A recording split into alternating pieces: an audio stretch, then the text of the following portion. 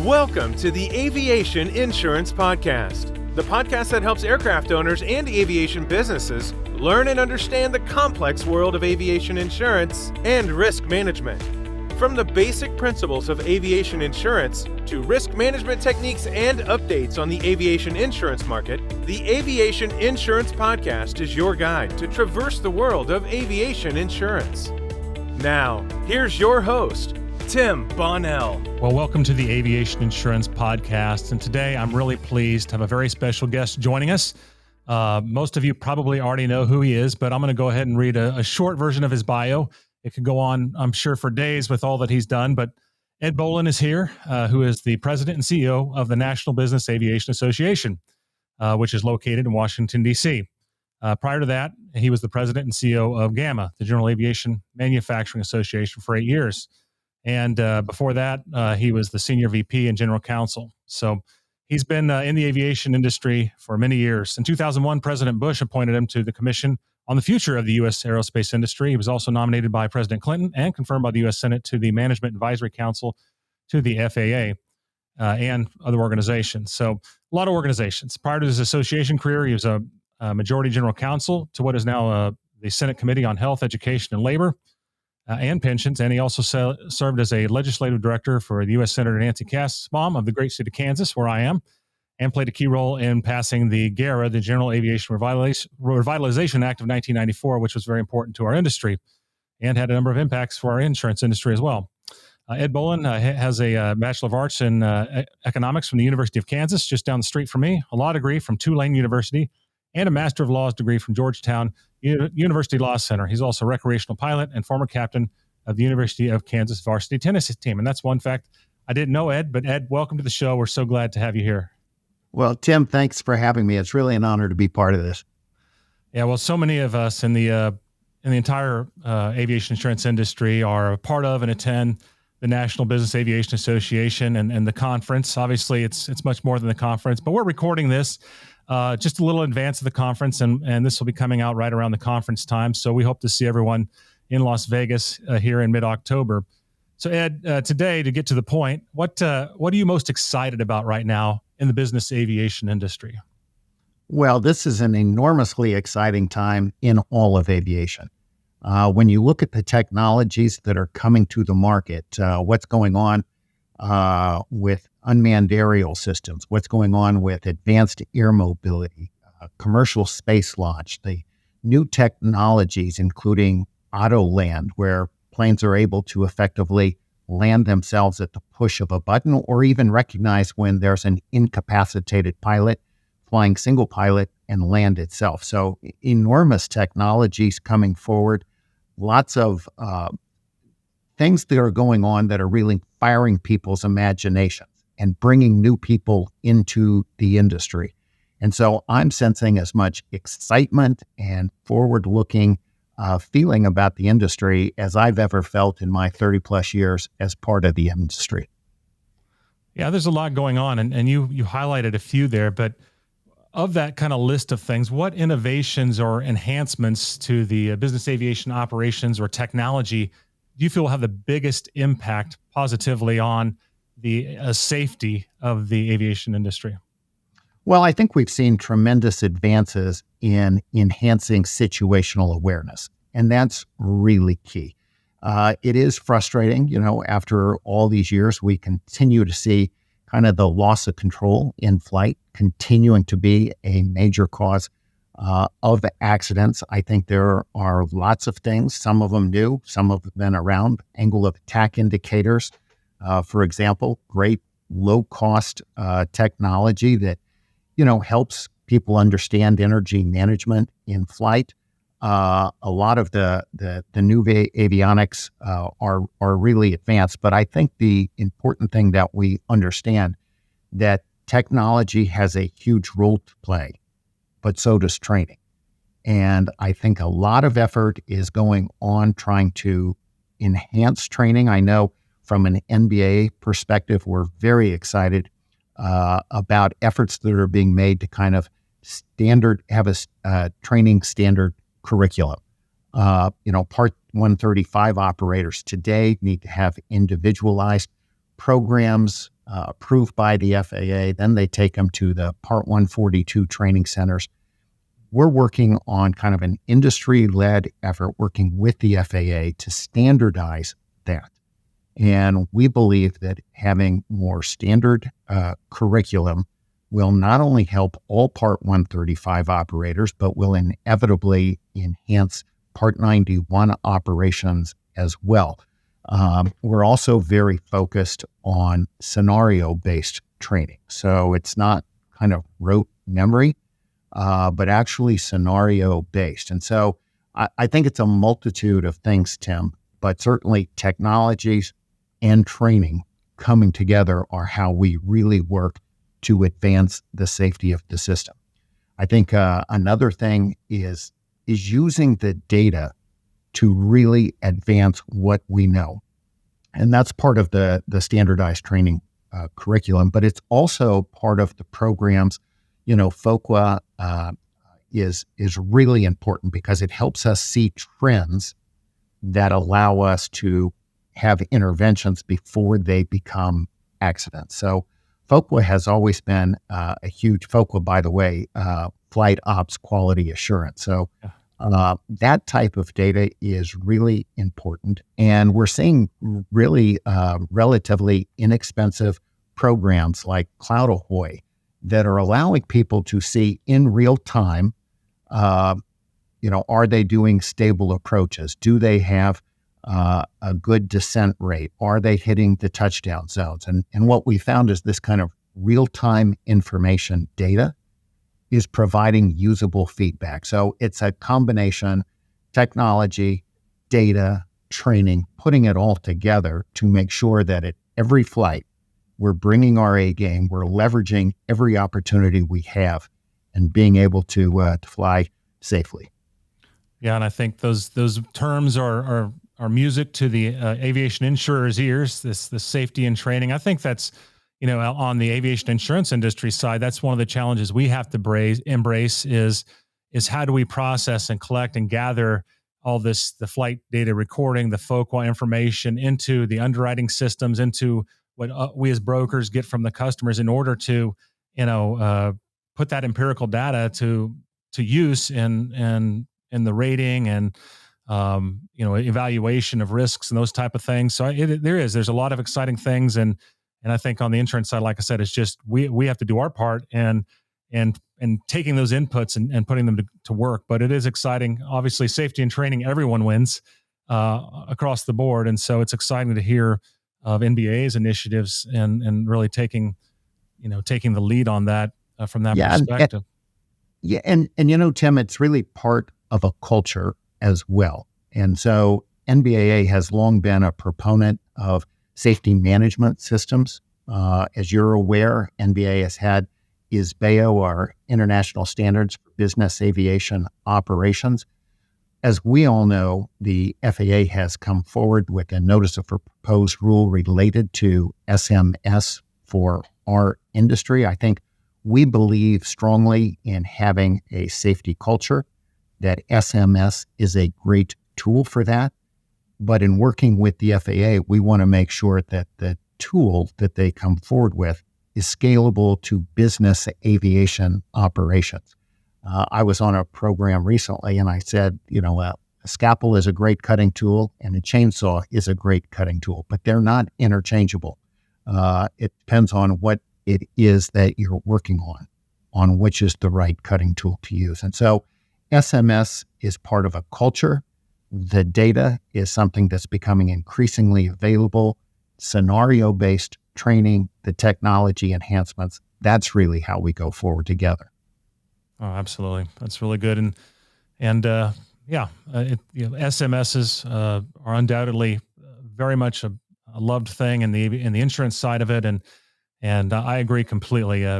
Something scalable right into the business aviation community, not just the larger corporate operators, but the individual, owner flown single pilot Part 91. So hopefully the government keeps that in mind. So we're glad we have groups like you that lobby on behalf of all of our operators and our constituency, I should say. And we really appreciate the work that you guys do along that front as well. But we'll get into to that maybe another day. But what are the biggest concerns then? We've talked about all this exciting technology, all these great developments that are coming, NBAA is doing, that are happening in the industry in general. What are your biggest concerns or potential obstacles you see facing the business aviation industry in the near or even longer term future? Well, NBAA was founded almost 80 years ago now. And when it was founded, it was recognized that in order for business aviation to thrive, we would have to be safe and have to be perceived to be safe. We would have to have access to airports and to airspace. We would have to be seen to be professional, and we had to have a positive public image. I think all of those things continue to be fundamental to the future of business aviation. I think sometimes the challenges of keeping airports open, keeping our access to airspace, constantly evolving and adapting to new technologies and safety, security challenges is really important. And of course, we need to constantly promote who business aviation is. We know we're an industry that creates a lot of jobs, that provides a lot of economic development, helps companies be very efficient and productive, a lot of humanitarian flights, but also we're an industry that has a strong focus on sustainability. We've always been leaders at promoting efficiency, whether it's flying, GPS routes. We were early adopters, composite technologies, winglets. We're currently champions of sustainable aviation fuel, electric propulsion, hybrid propulsion, maybe even hydrogen propulsion. So I think that getting our image articulated, an accurate image, is going to be key to us going forward. And of course, another thing is, of course, affordability. We believe that a lot of people are coming into our industry. There's a lot of excitement about it. But candidly, Tim, insurance has provided a headwind. We enjoyed very stable rates for 15 years. More recently, the costs have gone up and potentially more to come. And I think that's a concern for a lot of operators. I think, the whole is one thing. The liability is a real concern. So that's something that people are focused on. There's also a concern about arbitrary age requirements. There's a sense that potentially older pilots could be discriminated against. And so here again, I think the data, the training, all of that hopefully can come together and allow us to make really good decisions. I think the insurance industry in some ways plays a big role, just maybe as much as the FAA sometimes, in training, safety equipment, and making sure what we're doing is thoughtful, tailored, and effective is really key going forward. No, that's good. And that really kind of leads into what, I was going to ask next, just what are some of the ways that the aviation insurance industry can continue to serve the business aviation community? And obviously rates are always going to be a factor. And I agree. I mean, as you know, losses have been up for the insurers, and that's led to the rates going up. And some of that's, the industry's own fault for pricing issues before. But at the same time, I think that mutual interest in getting the data, the mutual effort towards safety, underwriting based on actual performance, not based on arbitrary information, are all good things. I mean, is that kind of the key? I mean, if you were to say, how can the aviation insurance industry continue to or better support the business aviation community, would it kind of be the same message? Yeah, I think so. I think transparency is really important. I think a lot of people in the community, particularly as they are getting older, are cognizant about the importance of training, data. They want to be safe, and they want to be able to demonstrate that so that their safety practices are reflected in their insurance rates. So a lot of people flying single pilot or as part of organizations, it would be impossible to overstate their commitment to safety, and being able to have clear, objective empirical data is something that I think all of us welcome. And so I think that's a big part. And then other ways that I think the insurance community can and does help us is when organizations like NBAA submit comments on safety management systems. We often go out and ask the community to be involved and make their voices heard as well. So I think that's another opportunity, whether it's on Capitol Hill, if we have FAA reauthorization bills, notice of proposed rulemakings coming from the FAA or TSA, all of those things help us have a strong, safe, and efficient operations, and that's good for everybody. Yeah, you bet. And I don't want to really put you on the spot, if you could leave one message with the aviation insurance community, because a large part of our listening base are people in the aviation insurance community, what would that key thing be? What would be the key message that you would share with the industry if you were to pick one thing? Well, I think the need to understand the total commitment to safety, that, this has always been the pillar, the cornerstone of our industry. Operators want to be safe. Manufacturers want to be safe. The insurance companies want us to be safe. And doing that in a thoughtful way is really important. So embracing some of these things like the technology, the more standardized training curriculum, scenario-based training, scalable, appropriate SMS, data, focus systems, all of those things coming together. And it's just all of us working collectively to embrace the safety enhancement opportunities that we have. That's where we all win. Yeah, I agree. And it's an exciting time as you started out with all the technologies, all the potential safety tools and information, and it will change the face of underwriting and aviation insurance. Although I'm on the other side of the fence, I'm working with underwriters on the customer's behalf, but I believe in the coming years it will definitely change how aviation insurance is underwritten, the way it's been underwritten for 10 years now. And so it's exciting to be a part of that. I mentioned earlier on, as we're recording this, we're just about ready to head to Las Vegas for the NBAA annual convention in the U.S. Anything along those lines that you're excited about with the convention, or that the listeners want to pay attention to, or may want to not miss during that upcoming convention? Well, we've got so much going on. This is really going to be a really great NBAA base. We've got a lot of new stuff, including a new career fair, something we haven't done before. We are going to have an AAM demonstration flight that's going to be enormously exciting. Of course, we'll have Blade going between the convention center and Henderson Aircraft Display. Terrific lineup of speakers, including Steffi Graf and Andre Agassi.